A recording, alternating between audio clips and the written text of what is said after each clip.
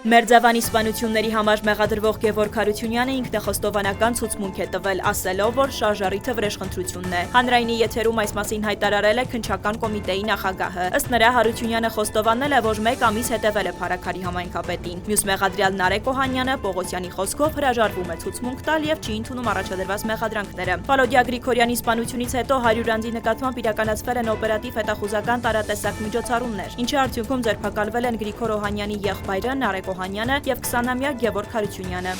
Որևէ մեկն իրավունք չունի Հայաստանի ինքնիշխան տարածքի վրա անուն դնել, որն ընդունված չէ Հայաստանի կողմից։ Փաշինյանի արձագանքն է Ստրասբուրգում ԵԽԽՎ պատգամավորի այսպես կոչված Զանգեզուրի միջանցքի վերաբերյալ հարցին։ Սա արդեն իսկ ձեռք բերված ինքնիշխանության փոխադարձ ճանաչման կոպտագույն խախտում է, հայտարարել է Փաշինյանը։ Որտեղից Զանգեզուրի միջանցք արտահայտությունը ձեզ, որտեղ եք կարդացել այդ արտահայտության մասին։ Նման արտահայտություն չկա, չի եղել եւ համոզված եղեք չի լինի Հայաստան-Ադրբեջան համաձայնեցված որևէ փաստաթղթում, ասաց վարչապետը, հիշեցնելով, որ հորդորել է Ադրբեջանի նախագահին պարզաբանել, թե ինչ նկատի ունի Զանգեզուրի միջանցք ասելով։ Միրզոյանը հանդիպում է ունեցել Ուկրաինայի իր պաշտոնակցի Անդրի Սիբիհայի հետ։ Կողմերը քննարկել են Հայաստանի եւ Ուկրաինայի միջև համագործակցության զարգացման եւ երկկողմ օրակարգի ընդլայնման հնարավորությունները։ Միրզոյանը ներկայացրել է օգոստոսի 8-ին Վաշինգտոնում ձեռք բերված համաձայնությունները։